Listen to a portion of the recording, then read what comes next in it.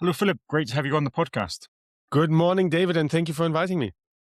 So we've got so much to try and pack into the conversation today. So much of really exciting stuff that terralayr are doing at the moment. But let's start a little bit, as I always do, with the backstory, Philip. If you perhaps you can tell us a little bit of your entrepreneurial journey and perhaps the moment of insight when you decided to found terralayr.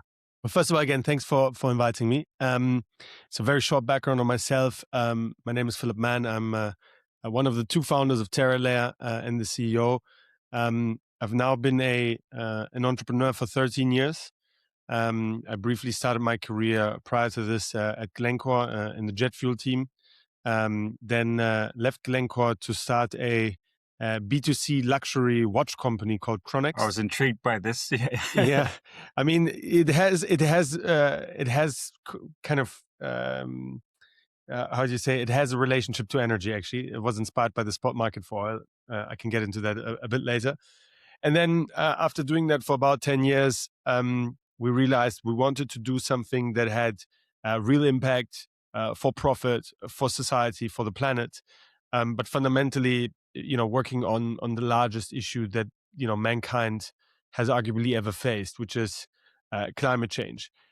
Yeah, that's essentially how we came to the desire to work back in energy again. And ultimately, we looked at different things. We being my old co-founder at Chronex, Ludwig Wolitzer, and again, my new co-founder at terralayr. So we've been a couple for 13 years, essentially now. And we wanted to work on something in energy. And we realized, there's this massive kind of exponential growth and capital deployment already on the generation side, in solar, in wind. Nobody really waited for us to go there, but something that back in 22 was arguably completely under-indexed in terms of talking about it, was flexibility and the massive flexibility gap that we're running into. And so we looked at different things. We looked at mini pumped hydro. We looked at cranes lifting weights, but very quickly came to the conclusion that batteries are the technology that will enable renewable integration, but that it will not be practical for everyone who needs flexibility to own and operate these assets themselves. And so what we said is we want to build something akin to the AWS for power. And so that's essentially what terralayr is. So we started that in late 22 on the side of selling our old company. April 16th, 23, we sold our old business. April 17th, 23, we were working full-time on terralayr. And here we are. Didn't take too much of a breather. One night. Sorry, I'm just switching off my phone here. Okay. Yeah, no, how it is. You may have seen, we touched on it briefly, that I stepped down this week from my executive role at Hyperion. And again, my wife's saying, let's take some time out. But I'm like, let's get on to do the next thing. So I guess it's par for the course. But congrats on that. And I mean, to be honest, I wanted to take a year off, but once, if there's an opportunity in front of you, you can take a year off and that's all nice, but the opportunity is passed by the time you're back from vacation. So in the town or in the city where I'm from in Germany, you say you gotta take the parties as they come. When Right. the music is on, you gotta dance. Yeah, and keep dancing.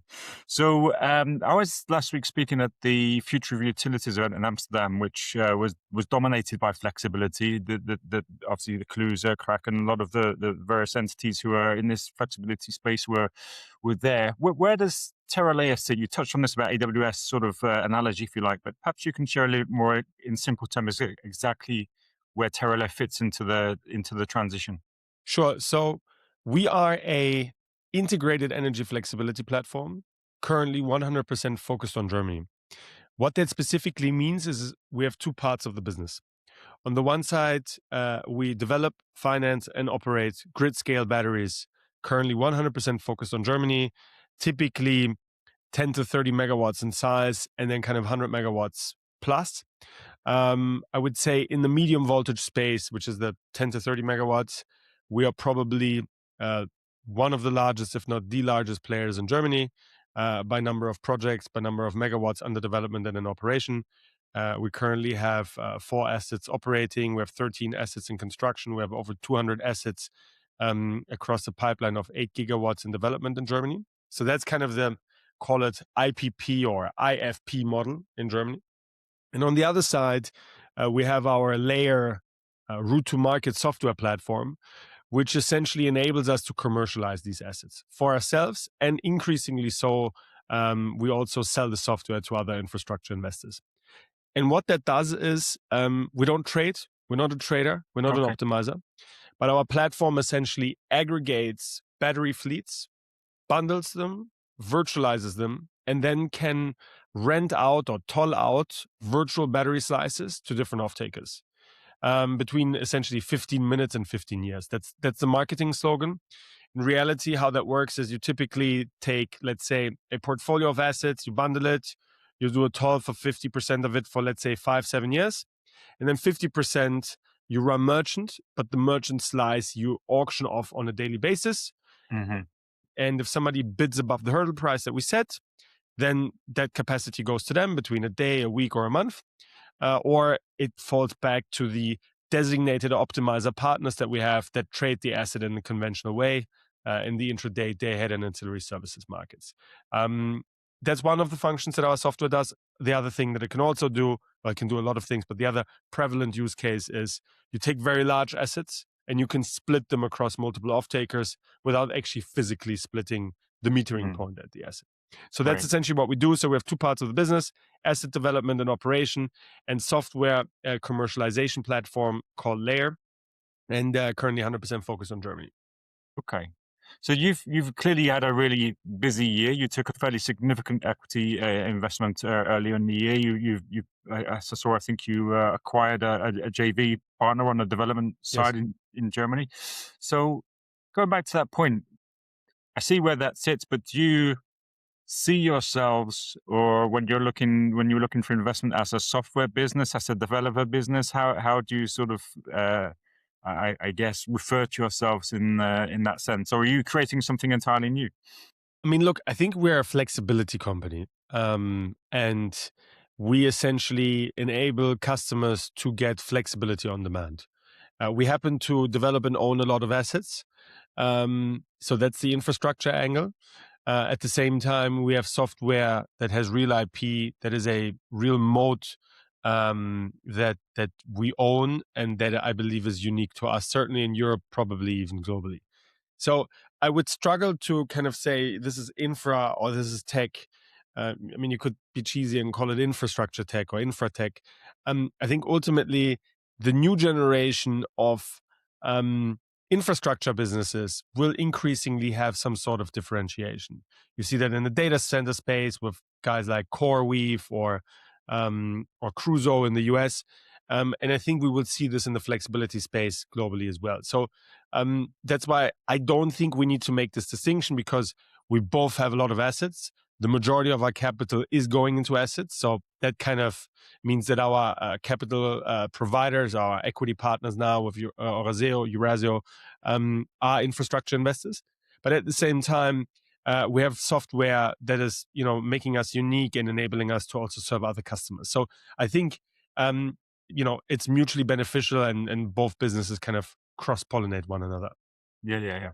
Actually, you touched on there. Obviously, developing assets, storage assets is quite capital intensive. Is your platform, does it enable smaller developers to participate or have access to customers slightly easier? Is that a sort of in terms of who are your partners on the development side?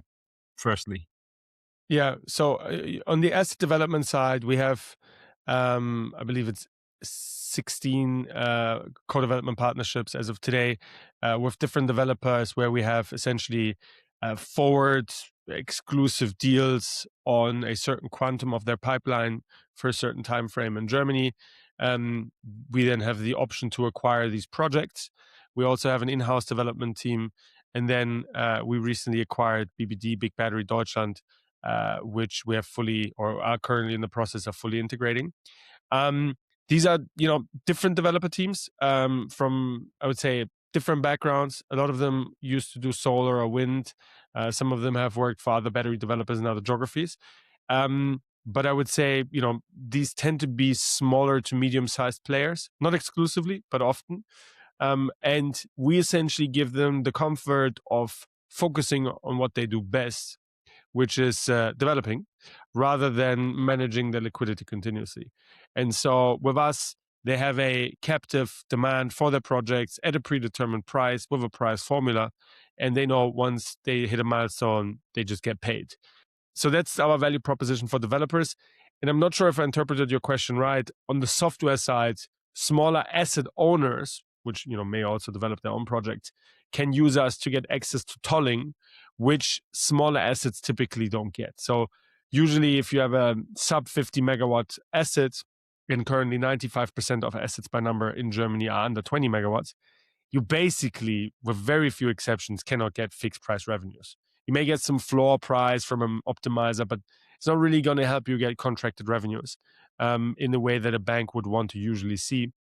So fundamentally, what we do is we enable you to virtualize your asset and or potentially pool it with other assets and get access to tolling from bankable, blue chip, credible counterparts like a Vattenfall, like an RWE, which already work with us. Yeah. Yeah. So that leads on a little bit to the flip side then, in terms of the customers on the other side of the equation. You have obviously the assets and as a platform. Who are the customers and how are you interacting with those? The off-takers, you mean? Yeah.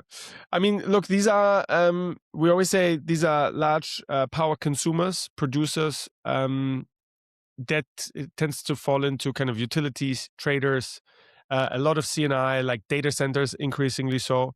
And also we get a lot of inbound from TSOs and DSOs, which are currently, increasingly discovering that BESS can be a great asset for them to, avoid redispatch, etc. I would say the majority of customers that we see right now are large utilities that have exposure to pay-as-produced PPAs, etc., and or want to create profile-shaping products, and that are looking how to manage their PPA exposures and kind of balancing cost risk across the portfolio. And the beauty with our product is once they're onboarded on our system with our API and we have a standard framework agreement in place, in theory, it scales infinitely. So when you have a physical tolling deal, they need to go out, they need to toll the asset, they need to attach a box, they need to do a contract. It's a new thing every single time. Once someone like Vattenfall or RWE is on the platform, they did a 55 and 50 megawatt deal with us respectively. You can easily upsize that, instantly, essentially, to 100 megawatts, 200 megawatts, 500 megawatts, etc. Technologically speaking, you only need to make sure that the capacity is on the platform. And our customers love that. It's easy to manage. It has a lot of operational benefits. Depending on how they account, it can also be balance sheet light. That's the value proposition when we see a lot of demand from utilities, but also more and more from data centers. Okay. So you've jumped back a little bit to your experience, because you say you're not actually trading on the platform as it is yourselves, but clearly you have a background in trading and energy. How instrumental has that been in your understanding of being able to create the entity that is terralayr at the moment? I mean, look, I think the reality is I spent just under 8 months, I believe, at Glencore. I was interning there. Then I signed to become a junior trader in the jet fuel team. And then I essentially already quit to start my own company. So, I would grossly over exaggerate that I would say that helps me today because it's a very long time ago. But I think my time at Glencore and the summer before I spent at BCG on the merger of Axpo and EGL, their gas trading business now as well.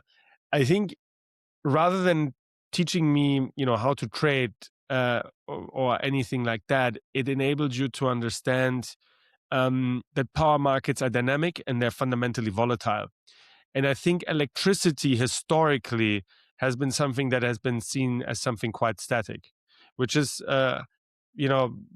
quite ironic because electricity by the physical definition of it is, well, not static at all, or static if you get a shock from wearing a wool pullover or something, but is ironic because it's it's the most volatile thing now that we see.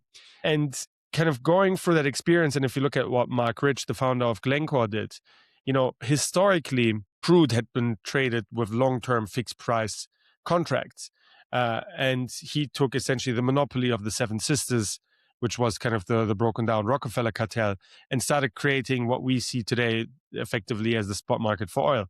And We, in our old company, the luxury watch business, wanted to emulate that for consumer products, luxury consumer products, and did that for watches.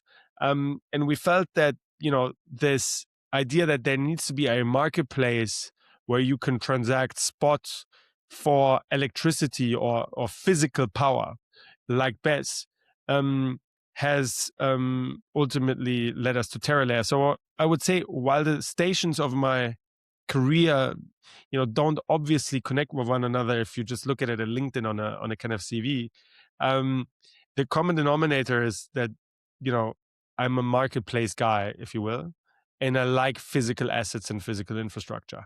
And this is maybe just the, development of that in now the best sector. Okay. Okay. Zooming out a little bit, Philip, to obviously you're very focused on Germany at terralayr at the present time. We will touch on whether how long that might remain the case. But looking more broadly at the European storage market, where do you think we are in that sort of development cycle? There's clearly a lot of talk, a lot of focus on batteries and flexibility at the moment. But where do you see I guess, the growth of the sector more broadly at the moment? Yeah. I mean, look, we are obviously kind of focused on Germany. Germany is our home turf. That being said, we are a Swiss business, so we will also continue to expanding into other markets. But I think you have to look at it and you have to slice it. So if you look at the German market, for instance, we're really just at the beginning. We have around 2.5 gigawatts of operating BESS assets. Home storage is quite mature with roughly 20 gigawatt hours, but like BESS is just under 5 gigawatt hours right now. So 2.5 gigs. And if you look at the different studies, whether that's an Aurora or an AFRI, but if you actually look at the Fraunhofer Institute, which is like the public research grant driven body in Germany, they say that you need 104 gigawatt hours by 2030 of BESS. So if you look at where we are today at 4.6, just under 5 gigawatt hours, you need to add 40 to 50 gigawatt hours. So what that basically means is we have a roughly 78 gigawatt hour flexibility gap today. So you need to grow over 10x in the next 4 years. So I think while there's a lot of talk and a lot of focus, if you actually look at the deployment speed right now, this is massively falling short of what we need and what people want. Just to give you a data point, Modo last year in summer predicted that batteries would go from, I believe, roughly 1.5 gigawatts to just over 3.5 gigawatts in Germany end of year last year. And we finished the year with roughly 2.5, 2.8 gigawatts. So Right. it's just taking much longer. So I think Germany specifically, which is the market we best know, in terms of the evolution of the market, I would say we're really at the beginning. The UK is obviously much more mature. That being said, I think there's still a lot of growth there as well. And the reason I say that is when we started the business in 22, UK was just kind of exiting the hype phase and it started going into this decline. And for the first 2 years of building terralayr, we kind of heard UK is over, UK is dead, batteries don't work there, it's a terrible business. But what didn't make sense to me is all the while people were saying that, you kept seeing transactions. You kept seeing, EQT Statera. You saw the Zenobi deal with KKR. They're not strictly a best business, but nonetheless. And you kept seeing asset deals as well. And now I was at a conference in January and I heard, the best market is again UK, which I don't agree with, but it shows how this can change. Yeah. And so I would say, the UK is probably kind of in the early to mid transitionary period. Germany is very much at the beginning.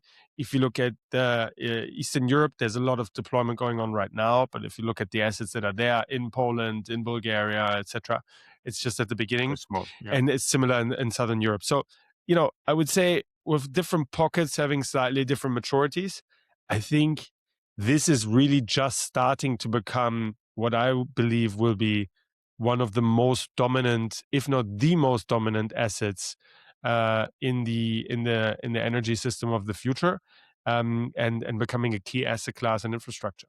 So some of the challenges, obviously, in development are not necessarily the obvious things if you're not inside the sector. So clearly, everyone knows that grid connections are a major issue that's holding back a lot of development. Yeah, You've also got things like just basic things like transformers are really hard yeah, to get hold of these days. So going to your point of the gap from where we need to be and where we are in Germany and elsewhere across Europe. How do you see that we can unlock something? Obviously, flexibility plays a big part in that. But how do we unlock and accelerate development in your mind to overcome some of these issues? I mean, the sad but honest truth is it's just bureaucracy. It's bureaucracy. It's I would say a shielding attitude, especially by DSOs and TSOs, who partially for the right reasons are concerned about how this changes their system, but completely wrongly go about how to manage the influx of grid connections. And I think the only way to accelerate BESS currently in Germany, and I think it will happen, but is you almost need to make a wartime statement. We are at war right now, quite literally. There is war in the Middle East. All the LNG exposure that Germany has right now is again becoming much more expensive. Germany is a importer of over 90% of its fossil fuels. You need to finally understand that this meandering between I want to go into fossil, I want to go into renewables, I want to go into fossil, I want to go into renewables, it's not going to lead you anywhere. And the time is now to kind of quote Laurent Segalin from Redefining Energy. You are either a petro state or you are an electro state. We don't have anything to extract in the ground in Germany right now, other than some fracking potential in Thuringia, which there's no political consensus on. So let's park that if we're not moving on for it. And let's go hardcore electrifying. But let's not just focus on the generation. We need a lot more flexibility. And there is nothing better than grid scale BESS.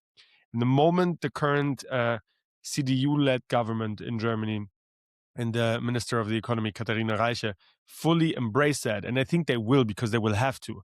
I think it's just difficult to continue having a public discourse on gas when quite literally the Strait of Hormuz is currently closed.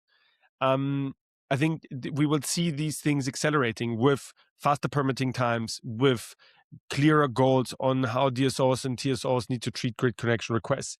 And I'm optimistic because when we had the first energy crisis, which was only a couple of years back, right, 3 years with Ukraine, suddenly an LNG terminal in Germany was built in light speed by German standards. And that was unthinkable before. And if there's a political will and there's consensus around that, it will accelerate. Everything else, long lead items, transformers, cells from battery, etc. Yes, some items take longer, substations take longer, etc. But ultimately, if you have the framework relationships with the OEMs, you can accelerate that to a certain degree, but that's not the key bottleneck. The key bottleneck is the grid operator and the, unfortunately, beta level exposure that you have to bureaucracy. Yeah. I think it's a challenge without getting too much into the political situation. Of course, obviously what's going on in firstly in Ukraine and now in Iran highlights to people exactly the sort of the shortcomings of a fossil fuel dominated world energy source. Yet still in the UK we have people like Reform, which I guess is like the AFD in its kind of settings, talking about cancelling everything net zero that's been positive in the UK for the last number of years, even in the light of what's going on at the moment. And so I don't know, I'm not quite so familiar with the German situation, but I should say, do you have a personal optimism that there will be that there will be that political change of opinion that goes into luck? I agree, you need that kind of war state of saying everything else is off the table. We just need to get this thing done.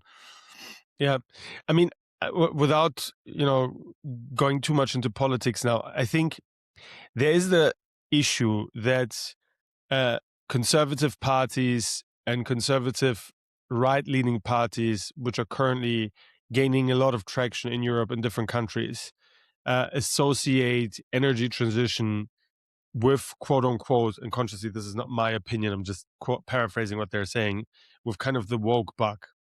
And so anything that is green and energy transition gets put into this kind of pigeonhole, Greta Thunberg, yeah? And look at her and, her flotilla. And so it gets ultimately shot down as negative. I think the reality is, and that's why I'm optimistic, is that it's physics. There is no other way to run a economy like Germany other than electrifying everything and anything in the long term. And the quicker you do it, the quicker the pain is over.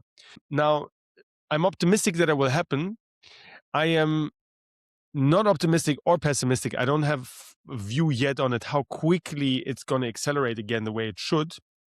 But I think at the end of the day, you can strike the whole net zero and energy transition slogan, because it's really about two trends now. And this is what it is. It's energy sovereignty and it's energy abundance.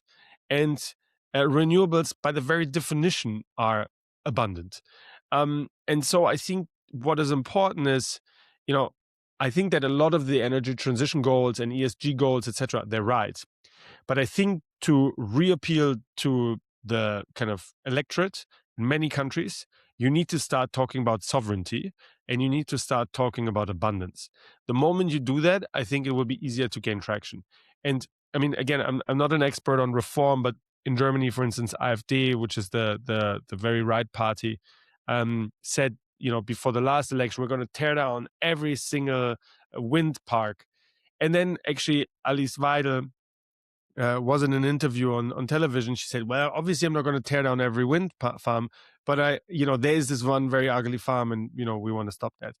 I think they also, like, what you've seen this, and you've seen this with the Meloni government as well, they say a lot of things, but once they run the country, and I very much hope that the AfD will not run Germany, the reality is that they tend to have to do stuff that just makes sense because you need to run the country.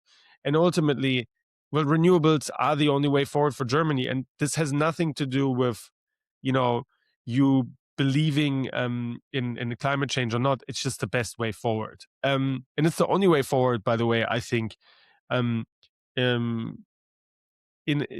actually preserve the living standard and the way of life that we currently have.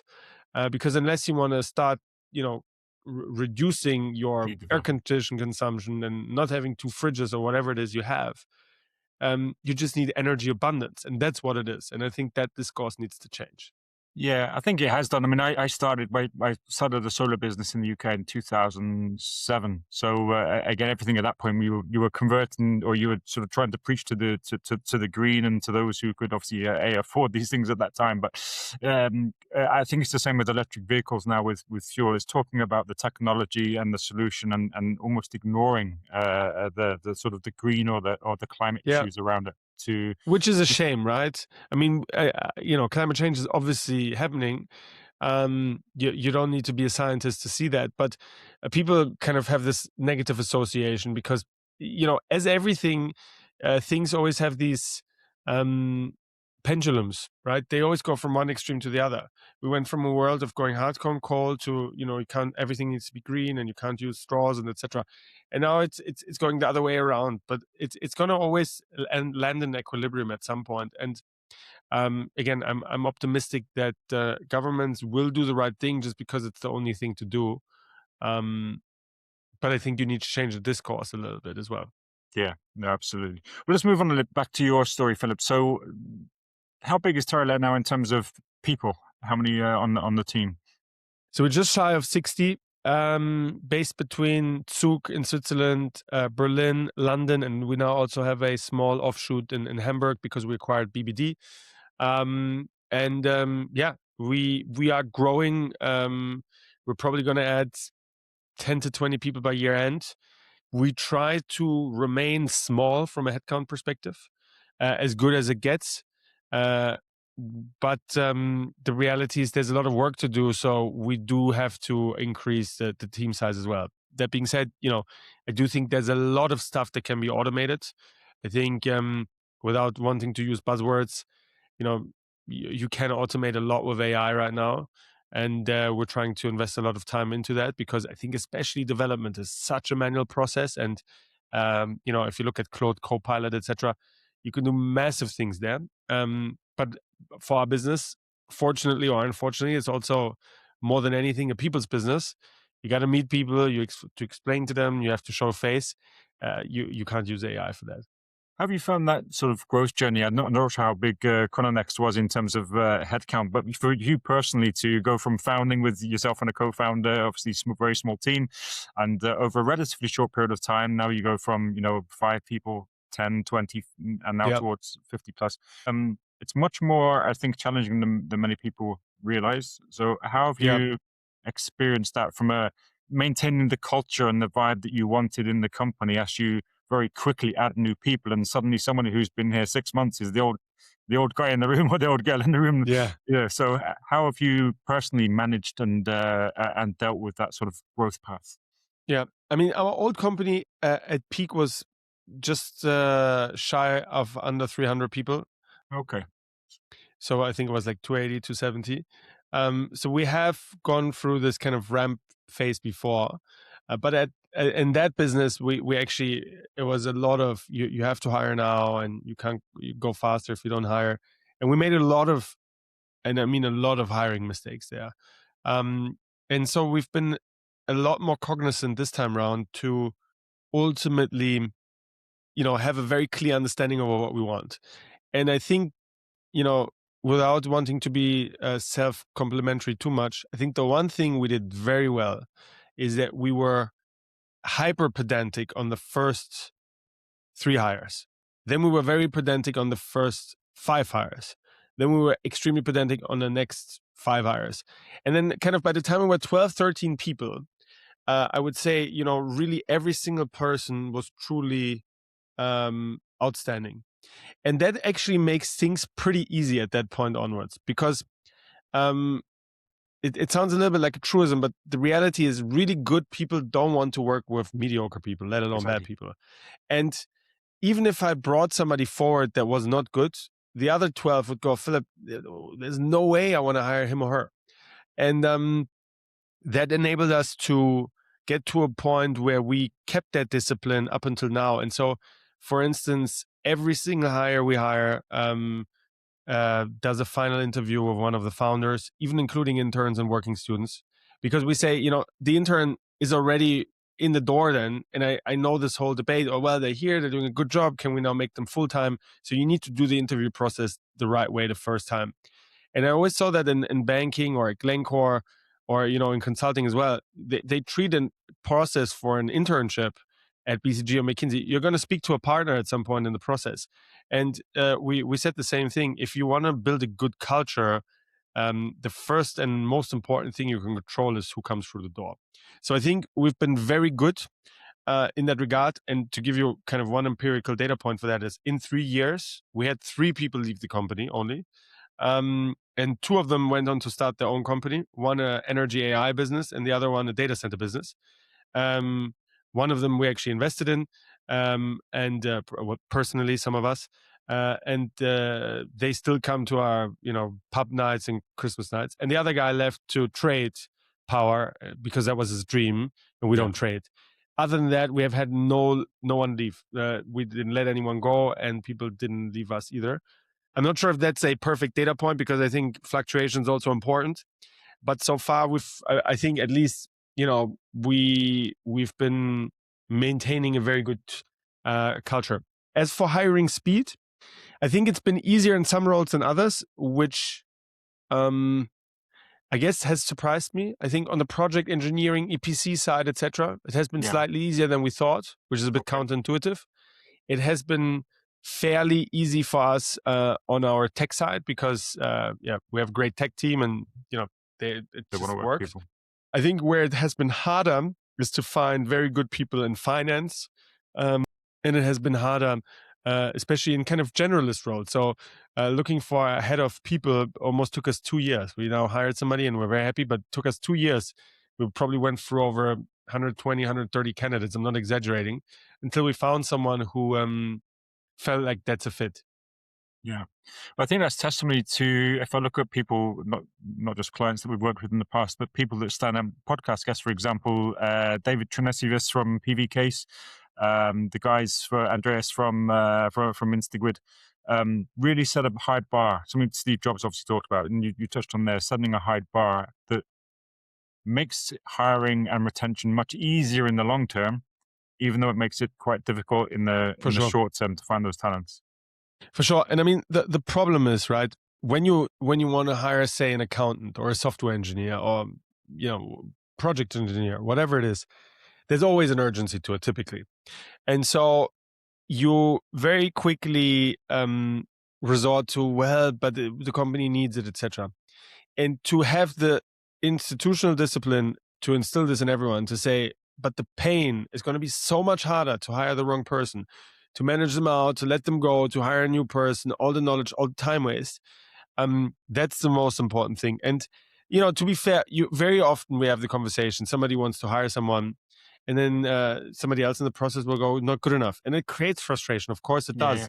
But the reality is that you as a business are much better off for it. And you just have to force yourself. And I can't say, I think it's been a bit of a ping pong. At the beginning, it was me saying not good, and then my team was saying often to me, well, he or she is not good enough. And you need to create a culture where everyone challenges everyone. Yeah. For instance, we do these radical candor workshops. I'm sure if you're familiar with the framework, but we do this once or twice a year to really make sure that we are radically candid in our hiring, in our day-to-day operations. Certainly not perfect, but that's something we very firmly believe in. Yeah. And you touched on a point there. A candidates, A players want to play with A players. They don't want to play in with second division players, and that's the reality of things in terms of how you attract and how you maintain. 100%. 100%. I mean, not to jinx it, but we have a software engineering team of, I think, 15 people or so, and we haven't had a single software engineer leave us. I've never heard that in over 2 years. They'll be getting plenty of calls, that's for sure. And I mean, it gives me anxiety to think about all the LinkedIn inbounds they're getting, and probably after the podcast even more. But please don't steal my people. But and I think it's just, if you pay people well, and you make sure everyone is incentivized, everyone in the company has options in the business, every single person, without exception, except interns. And when they become full-time, they do. And you pay them well, and they work on a meaningful thing with real purpose in a high integrity, high agency, high autarky environment. It's really tough to leave, because the one thing, and sorry, I'm going on a long monologue rant here, but we feel very strongly about this, is, I very often say internally, I don't think we will ever get the chance to work on something so meaningful again, in the sense that it has massive impact on the planet, in the sense that we can build a foundational, generational business, and that we can do well individually in the process ourselves as well, both financially and for our careers, and working on cool stuff and developing our skills. And if you don't just say that, but the environment truly reflects that, people don't want to leave. No. And then they also don't want to bring the neighbor who they think is like subpar. No, it's very true. It's very true. They become the gatekeepers themselves. Everybody becomes a gatekeeper to a degree. Let's move on a little bit from talent, but perhaps also to your journey. The journey of every entrepreneur, no matter how successful, is never linear, right? So perhaps you can share maybe one or two of the highlights and the lowlights of so far with terralayr. I mean, look, I think highlights for terralayr. Two things that we are very proud of are the first virtual multi-asset capacity tolling deal, I think globally, certainly in Europe, with Vattenfall, and then the second one with RWE. These are really lighthouse deals, both from a tech perspective, from a contractual complexity perspective, and also, having these brands, these blue chip utilities trust us so early in our life cycle has been, amazing. And then, I would say probably the highlights of I would say, just because it was such a huge amount of work, was last year we raised both equity, which was a minority deal by Eurazeo last year, 192 million in equity, and then a 60 million plus 100 million, so 160 million with accordion facility portfolio financing with ABN AMRO and Commerzbank. And these processes were independent of one another, but they ended up signing within 2 hours on the day of our Christmas party last year. It's genuine coincidence. And the vibe and the mood there. I mean, we were in this It was a bar. good party. It was amazing. We had, our CFO was from. I hope he will not be too angry with me. From a walking zombie to dancing on a table within seconds. And that was a great moment. And like, look, lowlights. I mean, it's a hardcore operational business.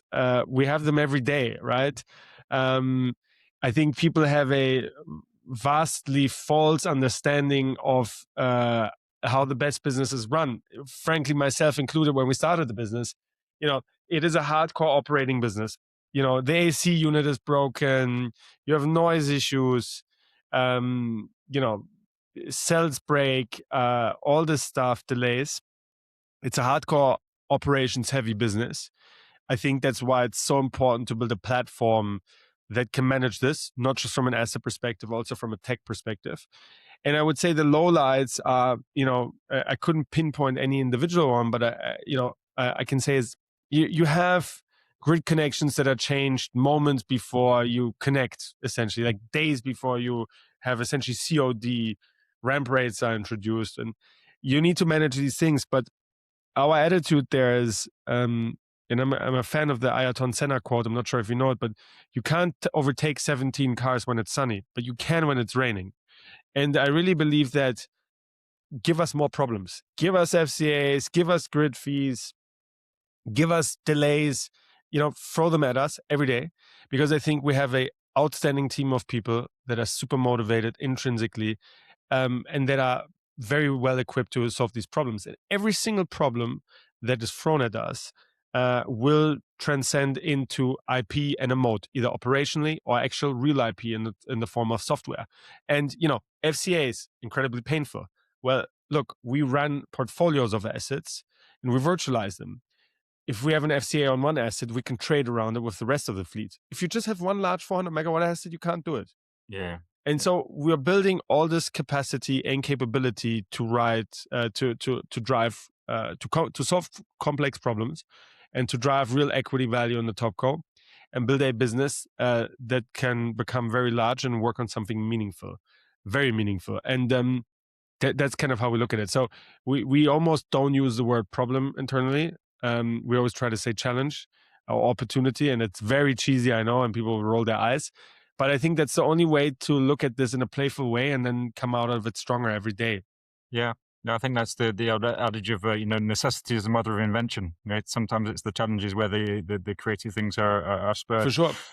Philipp, it's been great to spend quite a lot of time with you. There's always more that we could discuss, but I do like to ask you, as we touched on before, look at some of the maybe books or learnings that you've had. You touched on a framework which has come from one famous book, but again, over this course of your career, have there been one or two books that have been particularly useful or inspirational or supportive of your journey? So one book I always gift internally here is Anti-Fragile from Nicholas Slim Talib. I think it's very important. The whole notion that the opposite of fragile is not robust, but it's anti-fragile, things that gain from disorder. And, Bess, I think, is the very embodiment of that as a business. I think 0 to 1 by Peter Thiel is great. I think if you are building a business, an outstanding book is The Hard Thing About Hard Things by Ben Horowitz, the Andreessen Horowitz co-founder. And then, if you're in energy, you need to read The World for Sale and How the World Really Works by Václav Smil, which is actually what got me into flexibility in the first place. But I could throw out another 10 books. The book that I'm currently reading is 1929 by Sorkin. 1930, 1929. I always forget if it was 29 or 30. I'm not quite through with it. And I'm also reading Gambling Man about Masayoshi Son, the founder of SoftBank. I think these are the books. But if I had to pick one, I would say it's Anti-Fragile. Okay. Yeah, no, that's a good series of books, obviously from Taleb. So, okay, well, we'll put some links into the episode notes so people can follow up on this. Yeah. I mean, obviously comes up a lot in conversation, as does The Hard Thing About Hard Things, which is a great book. But thanks for sharing thoughts, comments on those. But more importantly, thanks for the work that you're doing, obviously with terralayr, and for sharing your journey so far. Be great to see where we are in 2 or 3 years' time. But for now, Philip, thanks very much for your time, and we look forward to seeing how things explore. Thank you very much for inviting me, David, and also congrats on your entrepreneurial journey. And I do very much hope for you and also your wife that you will take this 1 year off for vacation. But in any case, thanks a lot for inviting me. Maybe a little time, but thanks very much, Philip. Thank you.